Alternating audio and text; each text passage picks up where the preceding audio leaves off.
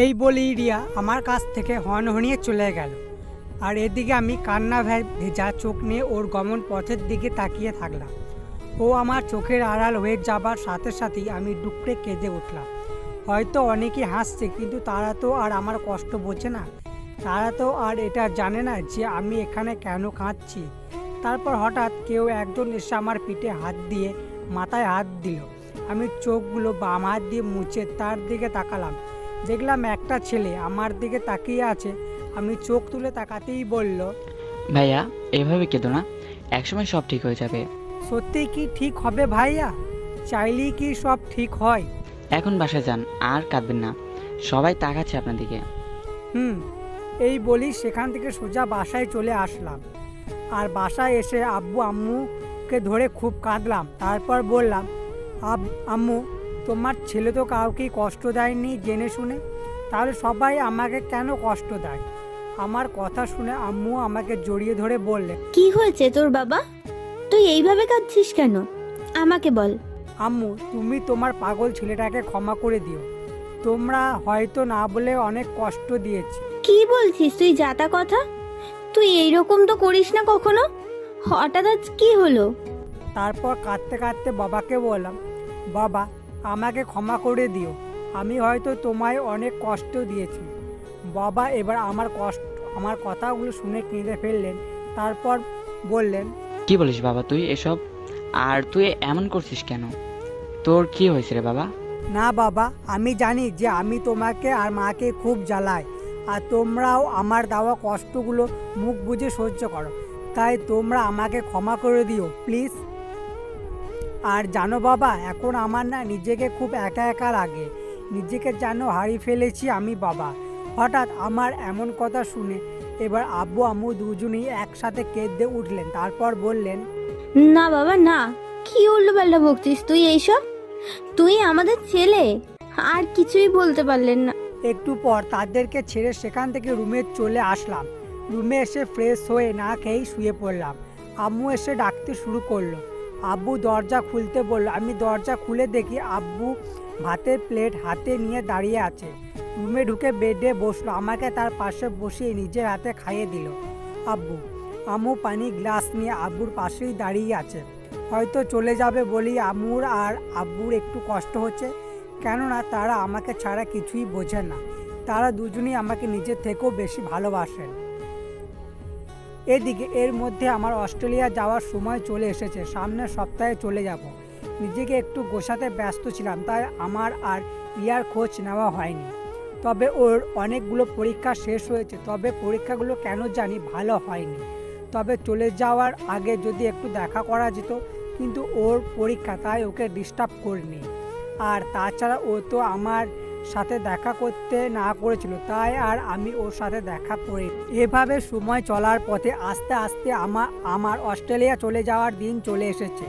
নিজেকে খুব একা একা লাগছে। আব্বু আম্মু আর রিয়ার আব্বু আম্মু এসেছে। আমার যাওয়ার সময় চলে এসেছে দেখে আমি আম্মুকে জড়িয়ে ধরে বললাম, আম্মু, আমার জন্য দোয়া করো। আমি যেন তোমাদের সবার ইচ্ছা পূরণ করতে পারি। এই বলেই কেঁদে দিলাম। আর এদিকে আম্মু আমাকে জড়িয়ে ধরে ডুকরে কেঁদে দিলেন। তারপর বাবা আমাকে বললেন, বাবা ঠিকমতো খাওয়া দাওয়া করিস, নিজের খেয়াল রাখিস। আব্বু। এই বলে চোখ মুছছে বাবা জড়িয়ে ধরে কেঁদে দিলাম। পৃথিবীতে বাবা মানুষটাই হয়তো এমন, যাকে খুব কমই কাঁদতে দেখা যায়। বাবা, আমার জন্য দোয়া করো আম্মু, আর তোমার নিজের খেয়াল রেখো। আরে কাঁদিস কেন বাবা? কাঁদিস না, আমরা ভালো থাকবো। তুই নিজের যত্ন নিস, আর আমাদের জন্য দুশ্চিন্তা করিস না। আচ্ছা বাবা, সময় মতো নিজের ওষুধগুলো খেও। তারপর আমি আন্টি আর আঙ্কেলকে বললাম, আপনাদের অনেক মিস করব, আম্মু আব্বুকে একটু দেখে রাখবেন। জি আঙ্কেল আন্টি, আমার জন্য দোয়া করবেন আর রিয়াকে এই জিনিসটা দেবেন।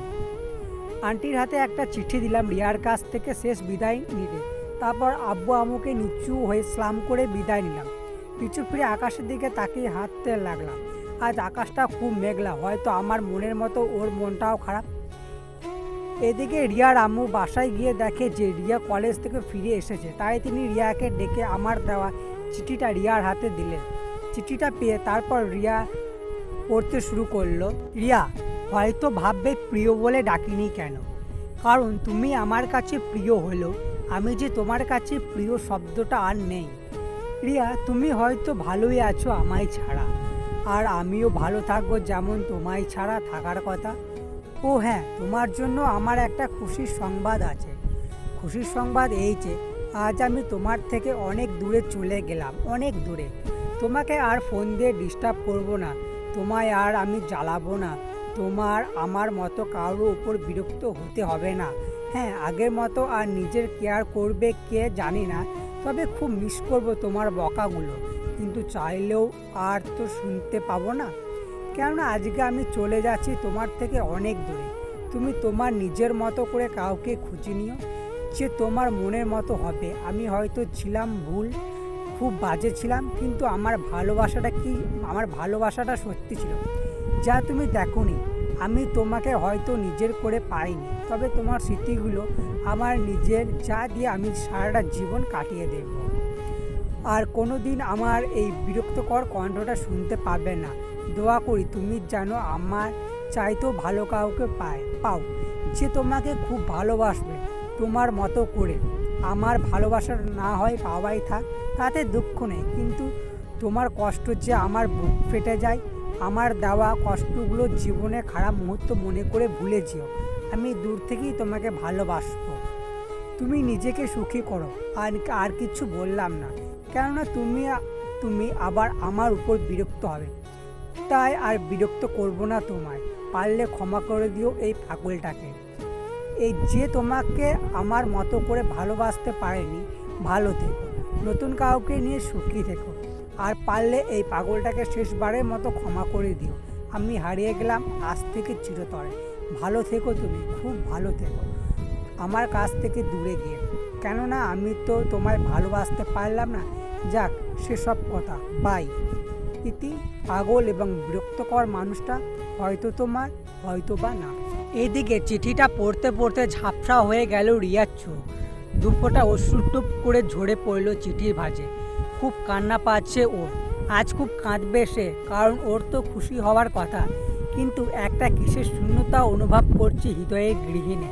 ওর মনে হচ্ছে কি যেন একটা ওর কাছ থেকে চিরতরে হারিয়ে যাচ্ছে, যেটা না আর কখনোই ফিরে পাবে না। এভাবেই কেটে গেল 4টে বছর। আজ আমি অস্ট্রেলিয়া থেকে স্টাডি শেষ করে দেশে ফিরলাম। দেশে এসেই আমার মনে পড়ে গেল সেই পুরনো কষ্টগুলো, মনে পড়ে গেল সেই সব কথা, যার কারণে আমি দেশ থেকে কাঁদতে কাঁদতে অস্ট্রেলিয়া চলে গিয়েছিলাম। আবারও আমার ওর মনে পড়া কথাগুলো শুরু হলো। মনে পড়তে লাগলো রিয়ার দেওয়া সেই কষ্টগুলোর কথা। আমি যে রিয়াকে ছেড়ে অস্ট্রেলিয়া গিয়ে ওর কথা আমার মনে পড়েনি তা কিন্তু নয়। আমার ওর কথা সেখানে গিয়েও সারাক্ষণ মনে পড়তো, আর আমিও ওর কথা ভেবে সারাক্ষণ সেখানে নীরবে কাঁদতাম। তারপর আমি এসব কথা ভাবতে ভাবতে নিজের বাসায় চলে আসলাম। ও হ্যাঁ, আর একটা কথা, আমি যে দেশে আসবো সে কথাটা কিন্তু বাসায় কাউকেই জানাইনি, কারণ সারপ্রাইজ দেব বলে। তারপর বাসায় এসে আমি আগে দরজায় কলিং বেল চাপলাম, আর বেলটা চাপার কিছুক্ষণ পরই আম্মু এসে দরজাটা খোলার সাথে সাথেই আম্মু আমায় দেখে কিছুক্ষণ শব্দহীন স্তব্ধ হয়ে গেলেন। তারপর হঠাৎ দৌড়ে এসে কাঁদতে কাঁদতে আমায় জড়িয়ে ধরলেন, আর আম্মুর কান্না দেখে আমিও সাথে সাথে কাঁদতে লাগলাম।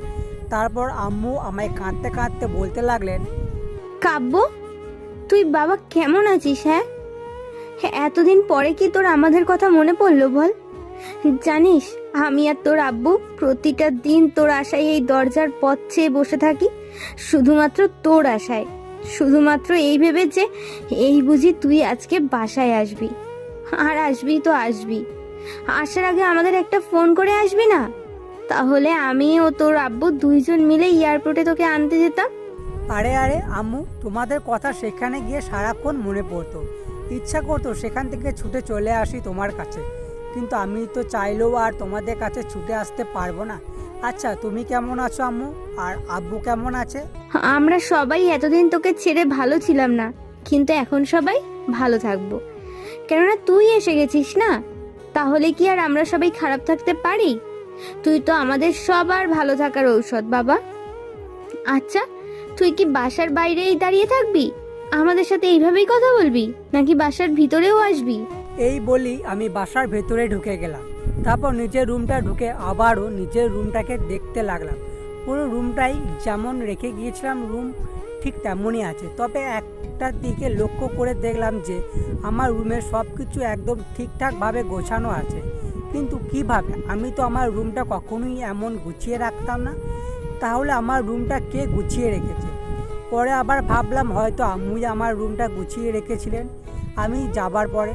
তাই আমি আর বেশি কিছু না ভেবে ওয়াশরুমে গিয়ে ফ্রেশ হয়ে বিছানায় এসে নিজের শরীরটাকে এলিয়ে দিলাম, কেননা আমি ফ্লাইটে জার্নি করে এসে অনেক ক্লান্ত হয়ে গেছি। তারপর হারিয়ে গেলাম ঘুমের রাত। বিকেলে আম্মুর ডাকেই আমার ঘুম ভাঙলো। তারপর উঠে আবারও ফ্রেশ হয়ে আমার রুম থেকে বের হয়ে এলাম। বাইরে বের হয়ে এসে দেখি বাসায় অনেক মানুষ। পরে আম্মুর কাছে জিজ্ঞাসা করতেই তিনি বলেন যে আমায় ফিরে আসায় তিনি আমাদের সকল কাজিনদেরকেও দাওয়াত করেছেন। তাই বাসায় এত মানুষ আর সব আত্মীয় স্বজন। তাই আমি আর কিছু না ভেবে নিচে চলে এলাম আমার কাজিনদের সাথে কথা বলার জন্য। আর নিচে এসেই তাদের সাথে আলাপ আলোচনা করতে লাগলাম আর তারাও আমার সাথে পরিচিত হতে লাগলো আর আমার ভালো মন্দ জিজ্ঞাসা করতে লাগলো আর অস্ট্রেলিয়া পড়াশোনা কেমন হয়েছে এবং ইত্যাদি ইত্যাদি। সন্ধ্যায় এবং রাতে অনেক মানুষজন এবং আরও আত্মীয় স্বজন এলেন। আর এর মধ্যে আব্বুও আমি আসার খবর পেয়ে অফিস থেকে ছুটি নিয়ে চলে আসলেন। তারপর আমাকে দেখতে পেয়ে কাঁদতে কাঁদতে জড়িয়ে ধরে আমার সাথে অনেকগুলো কথা বলেন। তারপর আব্বুর সাথে কথা বলার পরও আমি রেডি হয়ে নিচে চলে এলাম সবার সাথে দেখা করার জন্য। ও হ্যাঁ, আপনাদেরকে একটা জানিয়ে রাখি যে এখন আমি আর আগের মতো সেই বকা খ্যাতমার্কা স্টাইলে থাকি না। সেখানে গিয়ে নিজেকে অনেক চেঞ্জ করেছি এবং চেঞ্জ করে ফেলেছি নিজের সব কিছু।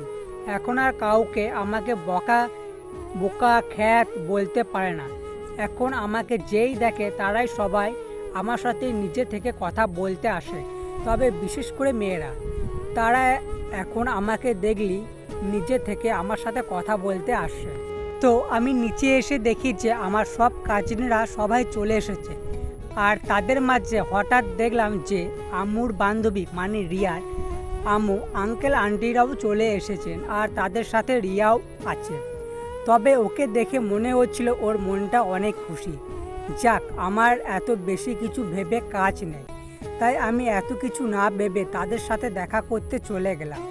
আমি সোজা তাদের সামনে গিয়ে বসলাম। ওয়ালাইকুম সালাম, কেমন আছেন আপনারা? আমাকে তো ভুলেই গেলেন। আসার পর একটি বারও আমার সাথে দেখা করতে এলেন না। ওয়ালাইকুম আসসালাম আরহামতুল্লাহি আবরাকাতু। বাবা, আমরা সবাই ভালো আছি। আর আমরা তোমায় ভুলে গেছি নাকি তুমি আমাদের সবাইকে ভুলে গেছো? হ্যাঁ, সেই সেই যে 4 বছর আগে গেলে আর আমাদের তো তেমন ফোনই করতে না। আমাদের কথা তো এত তাড়াতাড়ি করে ভুলে গেলে। আর সেখানে গিয়ে তো দেখছি মাশাআল্লাহ অনেক সুন্দর হয়েছো। আন্টি, আপনাদের সবার কথা আমার সেখানে গিয়ে সারাক্ষণ মনে পড়তো, কিন্তু আমি চাইলেও যে আর তখন আপনাদের সবার কাছে ছুটে আসতে পারতাম না। আর হ্যাঁ, কতদিন আর খ্যাতমার্কা হয়ে থাকবো বলুন? তাই সেখানে গিয়ে সময়ের সাথে সাথে নিজেকেও একটু বদলে ফেলেছি আর কি। এই বলে আমি এবার রিয়ার দিকে তাকিয়ে দেখলাম। আমি ওর দিকে তাকিয়ে দেখি সে এক নজরে আমার দিকে চেয়ে আছে। হয়তো বা সে আমাকে এভাবে এইরকমভাবে আশা করেনি। আমি ওর এমন চেয়ে থাকা দেখে ওকে আর কিছু না বলে সেখান থেকে সরে এলাম। সেখান থেকে সরে আসার কিছুক্ষণের মধ্যেই দেখলাম যে রিয়া আমার দিকে আমার সাথে কথা বলার জন্য মাথা নিচু করে আসছে। তাই আমিও সেখানে ওর জন্য দাঁড়িয়ে রইলাম ওর সাথে কথা বলার জন্য। রিয়া আমার কাছে আসতেই আমি, হ্যালো মিস রিয়া চৌধুরী, আপনি ভালো আছেন তো? রিয়া আমার মুখে আপনি কথাটা শুনে আমার দিকে কিছুক্ষণ করুণ দৃষ্টিতে তাকালো। তারপর বলল, ভালো আছি। তুমি কেমন আছো? তারপর রিয়া কিছু বলতে যাবে ঠিক তখনই আমার কিছু মেয়ে কাজিনরাও আমার সাথে কথা বলতে চলে আসে সেখানে। আর আমি তখন রিয়ার দিকে চেয়ে দেখি সে অনেক রাগী লুক নিয়ে তাদের দিকে তাকাচ্ছে আর রাগে ফুঁসছে। তাই আমিও ওকে আরও বেশি করে রাগানোর জন্য তাদের সাথে আরও বেশি করে হেসে হেসে কথা বললে ওদের সাথে ওদের মোবাইলে সেলফি তুলতে লাগলাম আর কথা বলতে লাগলাম। এবং এক সময় রিয়াকে আরও রাগানোর জন্য তাদের সাথে রিয়ার ওখান থেকে বেরিয়ে আসছে বলে তাদের সাথে সেখানে চলে এলাম। আর হঠাৎ আমার এমন ব্যবহারে রিয়া কেমন লেগেছে তা জানার জন্য পিছনে তাকাতেই দেখি রিয়া দু চোখে দিয়ে তখন নীরবে পানি ঝরছে। সে সেখানেই আমার এমন ব্যবহারে মনে কষ্ট পেয়ে দাঁড়িয়ে দাঁড়িয়ে নীরবে কাঁদছে। হয়তো বা আমার কাছে যে এমন কিছু আশা করেনি। দূর, আমি এত কিছু না ভেবে আবারও তাদের সাথে মিশতে শুরু করলাম। কেননা এখন আর আমার রিয়ার চোখের পানির জন্য তেমন মনের মাঝে খুব বেশি একটা কষ্ট হয় না। এভাবে কিছুক্ষণ চলার পর রিয়া সেখান থেকে কাঁদতে কাঁদতে দৌড়ে ভিতরে চলে গেল। আর আমিও তখন তাদের সেখানে থেকে এটা ওটা বাহানা দিয়ে সেখান থেকে চলে আসলাম। তারপর রাতে অনুষ্ঠান শেষ হলে সবাই এক এক করে বাসায় চলে যেতে থাকে। আর এদিকে আমি আমার রুমে একা একা বসে আছি। হঠাৎ একটু পরে খেয়াল করলাম কে যেন আমার রুমের দরজার কাছে এসে দাঁড়িয়ে রইল। আমি তার ছায়াটা রুমের ভেতর থেকেই দেখতে পেলাম, তাই আমি সাথে সাথেই বললাম, কে ওখানে? আমার কথাটা বলার কিছুক্ষণের মধ্যে সেখান থেকে রিয়া বেরিয়ে এলো আমার সামনে। আমি ওকে দেখে কিছুটা অবাক হয়ে যাই। তারপর, আরে রিয়া ম্যাম, আপনি? তাও আবার আমার রুমে? আপনারা এখনো বাসায় যাননি? আসলে আব্বু আম্মু ওরা সবাই নিচে বসে আছে আমার জন্য। আমি নিচে গেলেই ওরা আমাকে নিয়ে বাসায় চলে যাবে। কিন্তু আসলে আমি তোমাদের এখানে আসলাম তোমার সাথে কিছু কথা বলার জন্য। তোমার কি এখন আমার কথাগুলো শোনা একটু সময় হবে কাব্য? না, আসলে আমার একটু হালকা কাজ আছে, তাই আমার হাতে তেমন বেশি সময়ও নেই। আচ্ছা ঠিক আছে, আপনার আমায় কি বলার আছে বলেন, একটু তাড়াতাড়ি করে বলবেন প্লিজ। আমার কথাই রিয়া আমার দিকে কেমন যেন একটি করুণ দৃষ্টিতে কিছুক্ষণ তাকিয়ে রইল। হয়তো এমন মনে হয় আমার কাছ থেকে সে কিছু আশা করেনি। তারপর আমি লক্ষ্য করলাম যে ওর চোখের কোণ দিয়ে নীরবে পানি ঝরছে। তারপর হঠাৎ কাঁদতে কাঁদতে দৌড়ে এসে আমায় জড়িয়ে ধরে থাকা অবস্থায় বলতে থাকে,